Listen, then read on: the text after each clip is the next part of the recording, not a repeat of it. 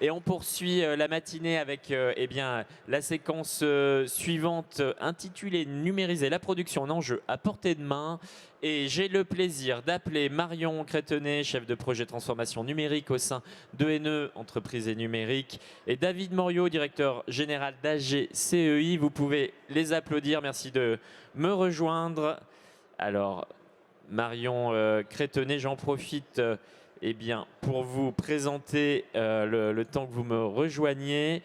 Marion, vous êtes ingénieur plasturgiste et depuis plus de 10 ans, vous œuvrez pour le développement des entreprises, d'abord à la CCI Lyon, avant de rejoindre l'ENE. Au sein de l'ENE, une quinzaine de personnes.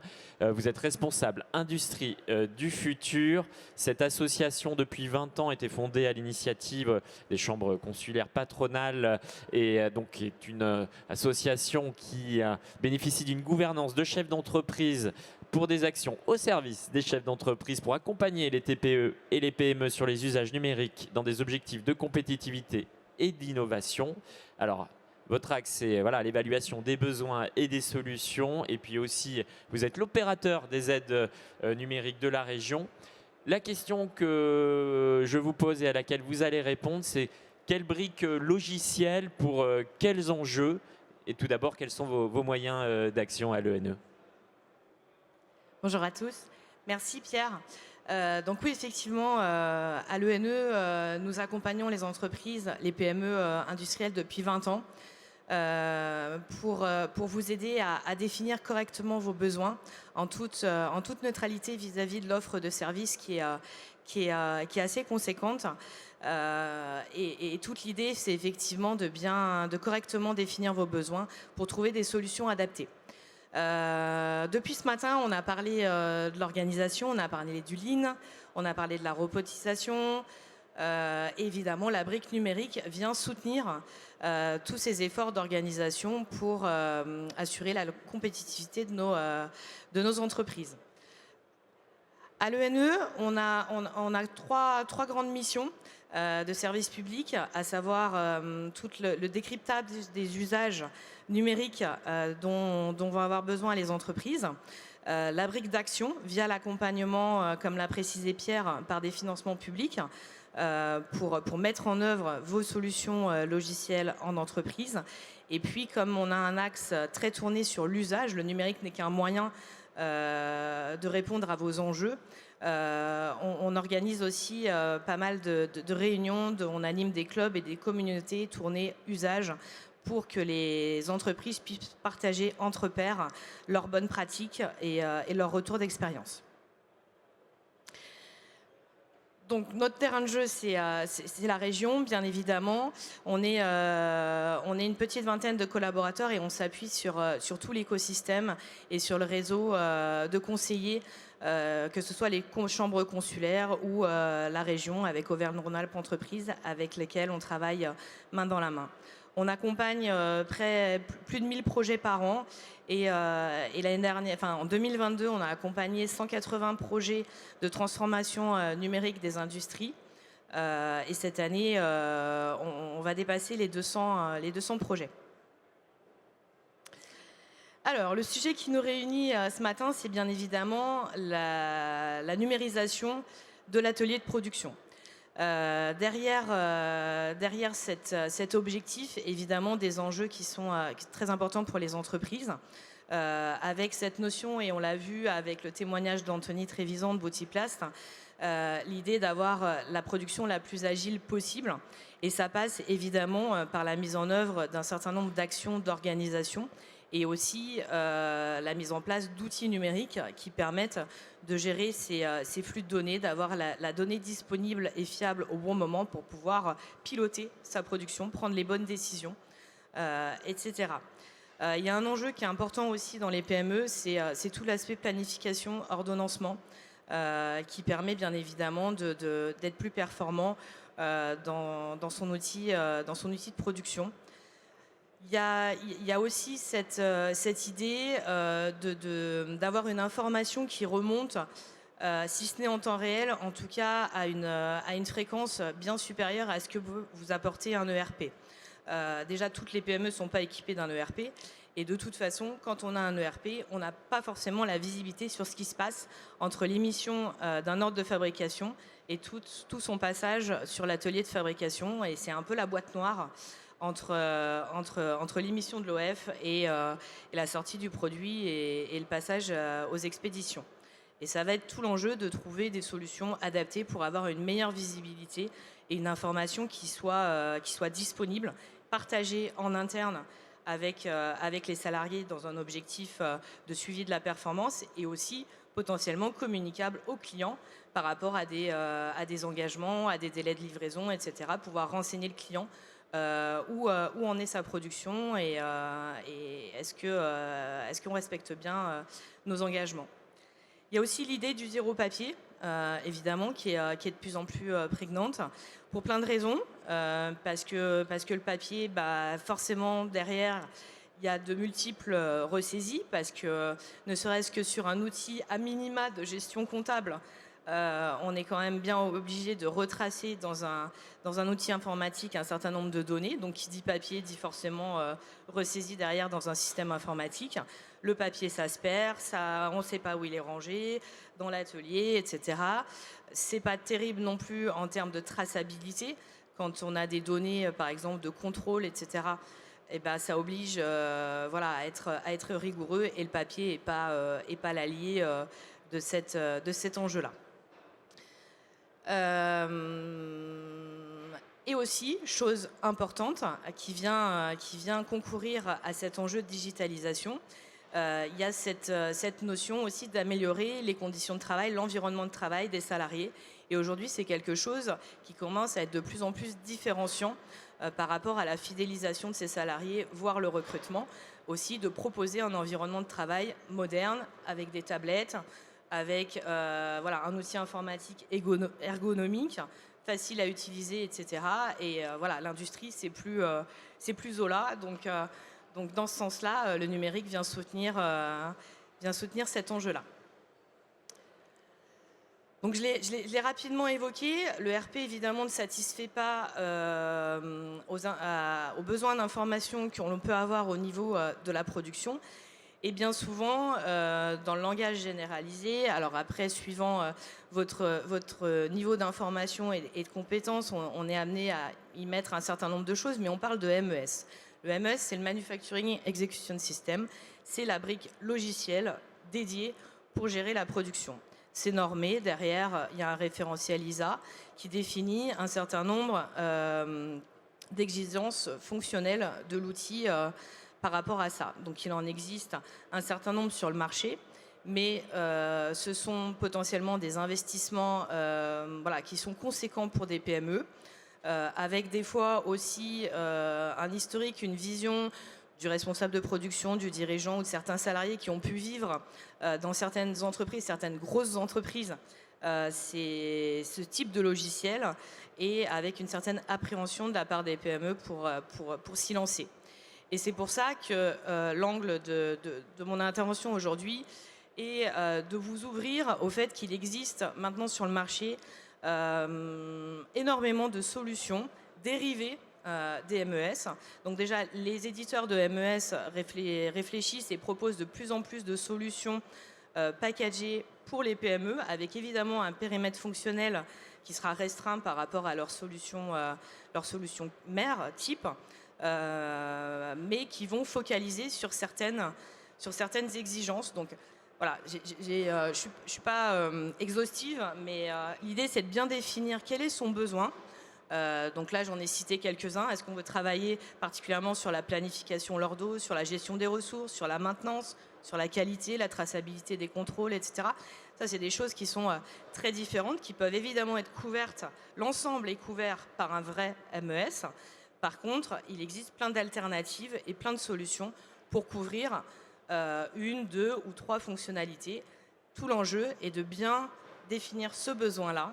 Et c'est en ça que l'ENE et les programmes financés peuvent vous accompagner, notamment via le dispositif Être accompagné dans mon projet Industrie du futur, qui est la déclinaison France 2030 en région, Auvergne-Rhône-Alpes, où nous allons vous aider à définir votre besoin, à trouver les bonnes expertises en termes de conseils ou de solutions. La subvention vous permettra de financer 50% des dépenses engagées, plafonnées à 16 000 € sur un investissement et la mise en place d'une expérimentation logicielle ou du conseil amont pour bien définir vos besoins et sécuriser vos investissements. Et vis-à-vis des briques logicielles et des solutions, pour le coup, le panel est complètement ouvert ou est-ce qu'il y a des solutions référencées Alors, nous avons référencé un certain nombre de solutions dans le cadre du programme. Après, on est en veille constante, le marché évolue constamment, le programme existe depuis 4 ans et demi maintenant, et il s'est passé beaucoup de choses en 4 ans et demi. Donc en fait, c'est quelque chose que nous faisons vivre au fur et à mesure, et nous sommes là pour valider la pertinence d'une solution marché pour une entreprise, pour un besoin donné, mais avec une certaine ouverture. Et que retenir de ce que vous avez décrit, au fond, l'émergence d'une série de déclinaisons issues des MES, c'est qu'on va avoir effectivement des solutions plus focalisées sur un besoin, mais aussi plus accessibles peut-être pour des entreprises de taille modeste. C'est un peu ce que disait Frédéric Rosello tout à l'heure sur ça sert à rien d'avoir une voiture de sport et de la laisser au garage. L'idée, c'est de focaliser, voire prioriser sur des besoins qui sont peut-être plus prégnants à ce stade-là, pour aller vers pour tester des solutions qui vont répondre à ces besoins peut-être court terme, moyen terme, voire pour aller après intégrer d'autres solutions, puisque l'idée aussi c'est d'avoir une solution la plus interopérable et la plus ouverte possible pour pouvoir l'interfacer peut-être avec un ERP existant, etc. Toujours dans l'idée de la continuité numérique et de réduire les ressaisies, les temps de valeur non ajoutés, etc. etc. Et passer peut-être ensuite un second step, mais en tout cas, cette marche qui souvent est vraiment importante pour une PME sur le passage d'un MES, il y a plein de solutions au milieu qu'on peut solliciter justement pour répondre à ces besoins-là. Une évolution effectivement de l'offre pour s'adapter aux besoins. Et vous, de votre regard, avec l'expérience que vous avez, quelle est l'évolution du niveau de maturité au fond des entreprises que vous accompagnez? Est-ce qu'elles sont davantage à même justement d'intégrer de telles solutions? Oui, tout à fait. Justement, en fait, l'offre évolue en fonction de la réalité et des besoins des entreprises. Et justement, propose des choses qui sont très simples à mettre en place, qui nécessitent très très peu de formation et qui sont finalement souvent très intuitives dans l'usage, et même bien souvent des retours des projets qu'on accompagne. Souvent, la mise en œuvre, la conduite du changement est relativement aisée puisque les salariés en fait prennent possession assez rapidement. Je rejoins un petit peu le discours d'Anthony par rapport à ça, et sont en fait hyper motivés par l'implémentation de ce type de solution et plutôt moteurs dans leur utilisation. Il peut y avoir une attente. Merci pour cette introduction Marion. On va passer à la phase d'illustration avec David Moriot, directeur général d'AGC EI. Vous êtes ingénieur de formation, vous avez depuis 16 ans dirigé différentes sociétés technologiques industrielles depuis septembre 2022. AGC EI, vous êtes arrivé au moment de la reprise. Spécialiste des transformateurs électriques basse et moyenne tension depuis 90 ans. Le cœur de marché d'AGC EI, c'est le transformateur de taille importante, au moins 300 kg et ce jusqu'à 3 tonnes sur différents marchés. Évidemment, on parle beaucoup de l'électromobilité en plein essor, mais pas seulement. Le pétrole, le bâtiment industriel, les machines-outils, entre autres. Un besoin croissant, à mesure que le monde s'électrifie, on a besoin de transformateurs. Une 50aine de collaborateurs pour cette entreprise basée à Grenoble, un chiffre d'affaires autour de 6 millions d'euros. David, à vous la parole d'abord pour quelques éléments de présentation complémentaires à ce que je viens de dire. Juste vous dire en effet que le marché de la distribution électrique est en plein essor. Vous entendez dans la presse, à la télévision, tous les secteurs sont concernés. La vague est extrêmement forte et elle va durer. Et c'est dans ce cadre-là que nous avons été amenés à nous remettre en question, notamment sur la gestion de nos flux de production, puisque nous sommes confrontés à une croissance soutenue déjà depuis l'été 2022 et qu'il était prioritaire, voire vital pour nous, de mieux gérer notre production au quotidien. Voilà, c'est ce que je vais vous présenter à l'instant.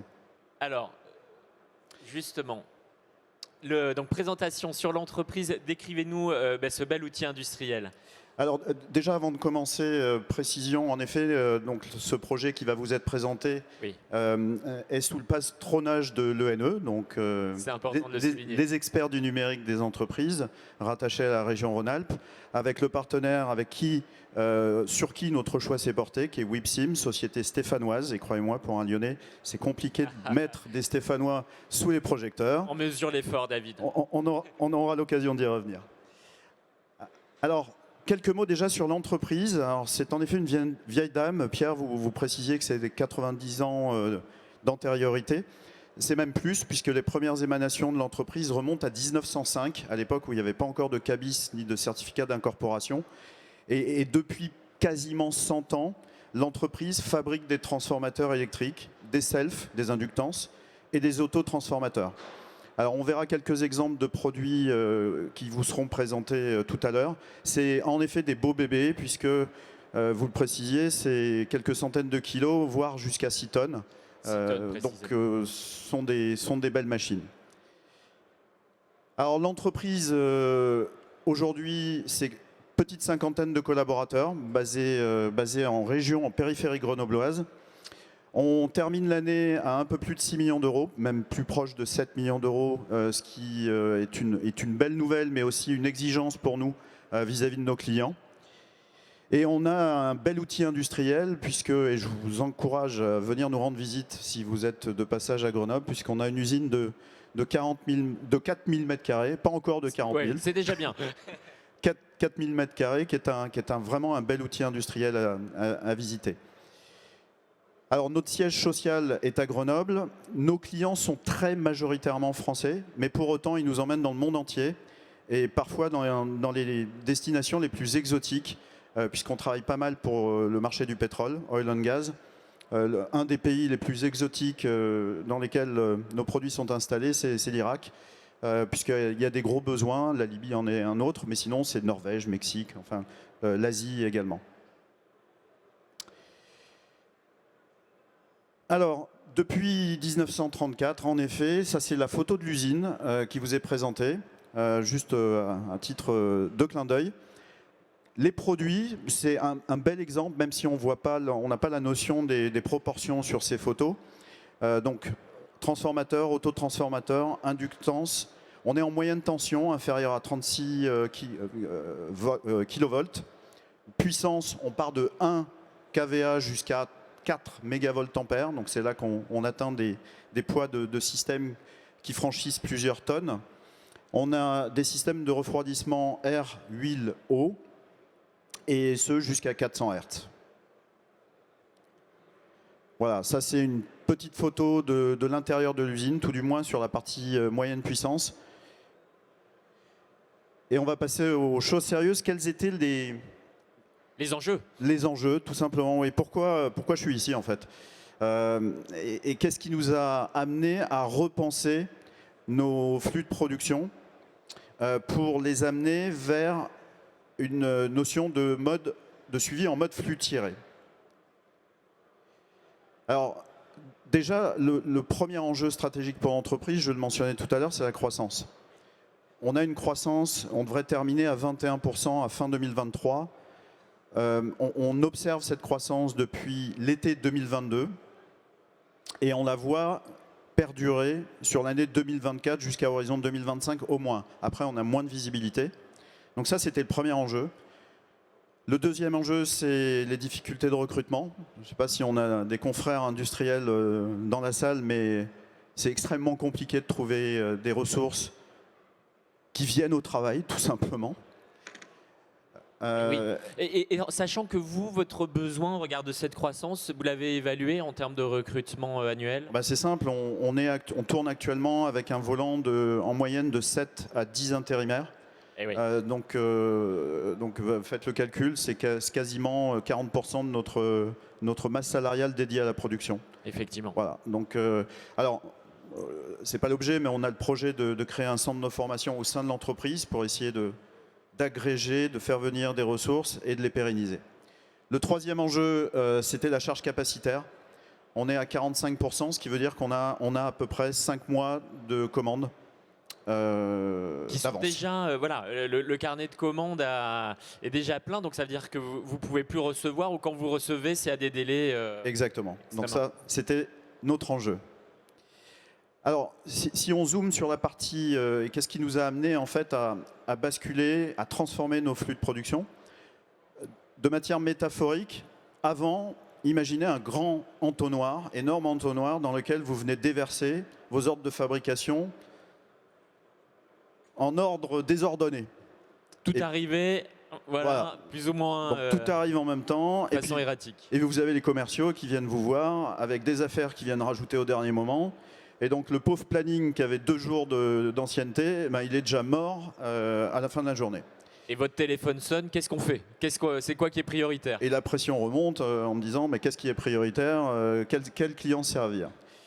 Donc, pour imager un petit peu quels étaient nos enjeux, c'est que la typologie de l'entreprise fait que nous travaillons avec un mix produit qui est très très large spectre. Ça, c'est la première difficulté. La deuxième, c'est qu'on travaille plutôt en petite série. Ah oui. Alors, petite série, ça peut être 5, 10, 20, 30, mais c'est jamais 5000.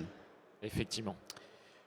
Le deuxième souci, c'est qu'on avait des ressources limitées. Voilà, on est une petite entreprise, 50 collaborateurs, on est tous des couteaux suisses. Le troisième enjeu, c'était l'adhésion des équipes, parce que l'entreprise avait travaillé sur de nombreuses années un peu en mode ronronnage. Et c'était pour moi un point d'inconnu, c'était leur capacité, notamment au niveau de la production, d'adhérer complètement à cette transformation. Le quatrième point, c'était la nécessité de passer par une étape d'accompagnement au changement, qui était un must. Et le dernier enjeu, c'était un timing serré, parce que on a la queue de nos clients qui nous regardent et qui nous demandent de resserrer nos délais de livraison. Et du coup, ce délai de mise en œuvre, c'était quoi? Enfin, vous aviez combien de temps? Alors, historiquement, on était sur quelques semaines, donc 6 semaines, 6-8 semaines. D'accord. On est passé sur les 24 derniers mois plutôt à 3 mois. Effectivement. Alors après, c'est variable en fonction des clients, parce qu'on a des très très bons clients qu'on sert très très bien, qu'on continue à servir très très bien. Voilà. Mais c'est le jeu des priorités. Mais un client standard qui arrivait il y a 10 ans était servi en 8 semaines. Aujourd'hui, il est servi en 3 mois. On comprend l'enjeu. Alors le projet SmartWhip. Alors le projet SmartWhip, déjà sur le périmètre, c'était la gestion des flux de production. Ce qu'on a complètement détouré du projet, c'était une partie des flux dédiés à une activité de sous-traitance qui était très spécifique à un client.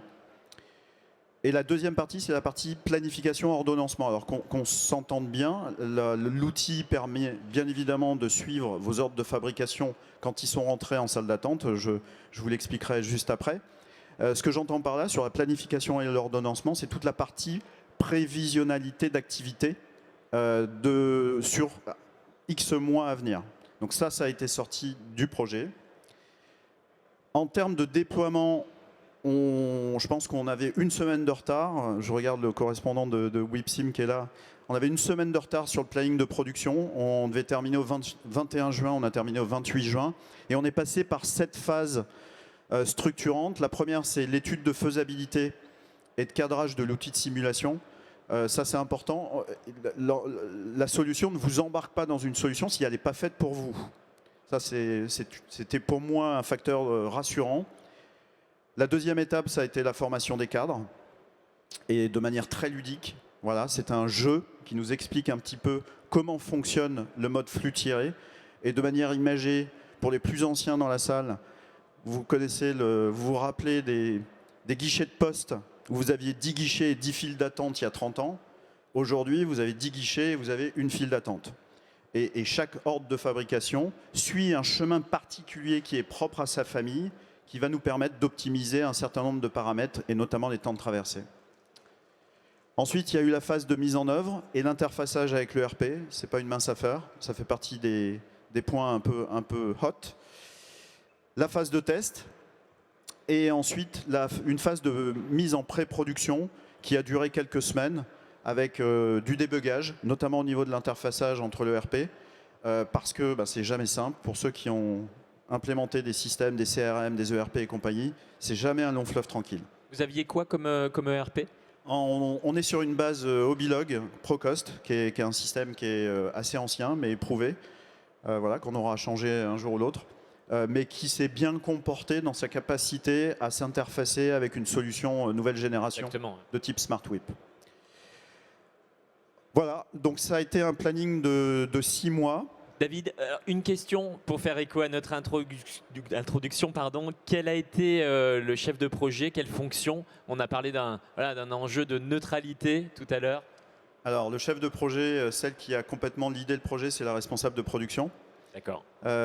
J'ai amorcé les choses au tout départ parce que voilà, dans des petites entreprises, quand vous vous retournez, il n'y a pas grand monde pour vous aider, évidemment.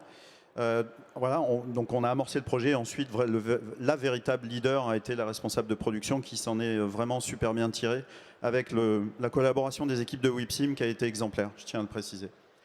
En termes d'utilisateurs et de management, donc voilà, il y avait 2 personnes qui étaient au cœur du projet, la responsable de prod et moi-même. Ensuite, on avait des super utilisateurs où on va retrouver le chef d'équipe et les référents métiers qui sont des animateurs d'îlots de production qui se sont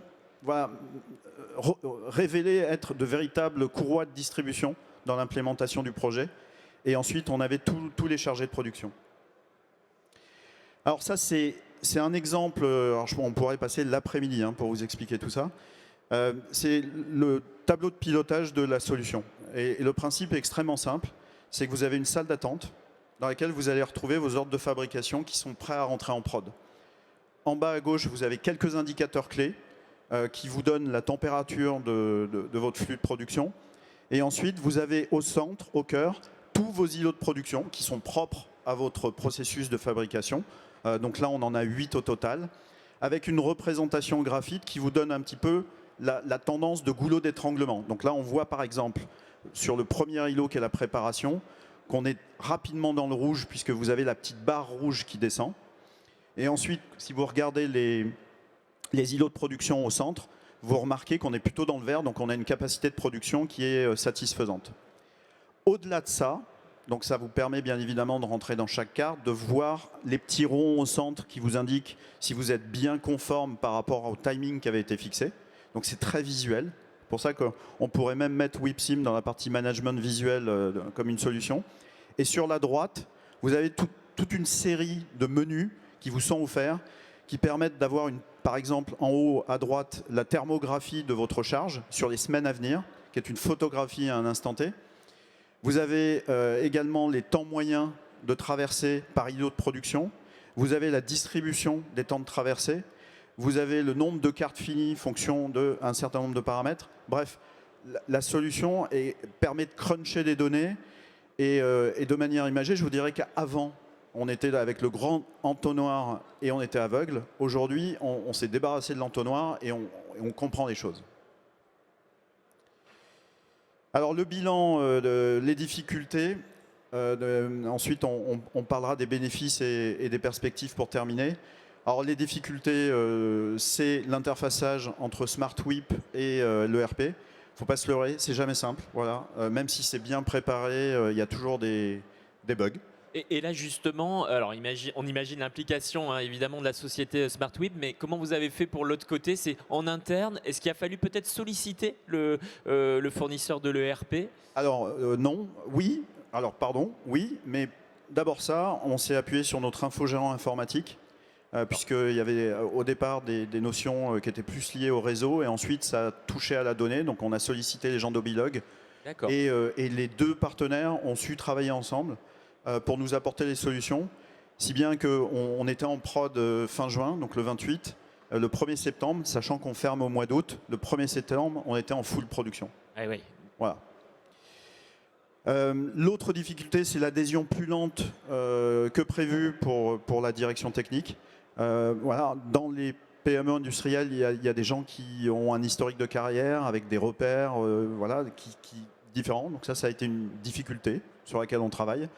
Et ensuite, le dernier point, c'est la planification reste un enjeu pour nous. C'est-à-dire qu'on souhaiterait, maintenant qu'on a une visibilité sur tous les OF créés, être en capacité d'intégrer toute la partie prévision d'activité dans nos flux. On va peut-être en reparler lors de la séance de questions-réponses. Alors les bénéfices, c'est que nous ne sommes plus aveugles. On a une maîtrise, on commence à avoir une maîtrise de nos temps de traversée. On recommunique sur nos temps de traversée. Voilà. Et donc, la conséquence de ça, c'est qu'on communique sur les délais de livraison, ce qui n'était pas arrivé depuis très longtemps. On est en capacité de générer des statistiques de performance. Et on a, alors ça c'est un truc qui m'a juste bluffé, on a une adhésion des équipes de production qui est juste hallucinément forte. C'est-à-dire que l'outil a été complètement adopté par les équipes et c'est devenu non pas leur jouet mais leur outil qui leur rend la vie plus simple. Il y a moins de stress en fait. C'est-à-dire qu'ils connaissent leur to-do list, ils voient les progrès puisqu'ils se pointent en parallèle sur notre ERP, les cartes sont mises à jour et ils savent où ils vont. Voilà. Et donc tout le monde est content dans l'histoire. Et les perspectives, alors 1er septembre, on commence, vous voyez, on est fin novembre, donc on commence à recommuniquer sur des temps de traversée. Donc notre objectif, c'est de les réduire encore. On peut aller chercher quelques points supplémentaires. Tout n'est pas à vitesse maximale. Derrière, ça sera l'optimisation des encours. La conséquence de tout ça, c'est qu'on va mieux gérer nos approvisionnements aussi, puisqu'on sera moins tendu sur les processus de fabrication. Donc on va moins faire mal à notre trésorerie. Et pour terminer, c'est également un outil de communication interne comme externe, parce que quand on fait visiter notre usine, qui est plutôt sympa, avec un environnement très industriel, hein, puisqu'il y a beaucoup de tâches qui sont non automatisées, ben, avoir ce type de solution, ça rassure le client. Voilà, j'en ai terminé, il me reste à vous remercier. Merci David pour cette présentation. On va passer à la séance de questions-réponses. Est-ce qu'il y a des éléments qui souhaitent être, qui demandent un éclairage, des questions, des précisions? Vous pouvez vous manifester. On a un micro qui circule dans la salle. Oui, devant. Manon, si on peut amener un micro. Bonjour, Alban Flachat, ENE, donc j'ai suivi un petit peu le projet, mais j'aimerais qu'on revienne sur ce que vous disiez, David, sur la planification qui reste un enjeu. Cette visibilité qui vous a été amenée sur les temps de traversée n'était pas quand même un avantage pour l'arbitrage de la planification aujourd'hui? David. Alors, ça l'est en effet pour tous les OF qui sont créés, c'est-à-dire pour toutes les commandes qui sont déjà enregistrées.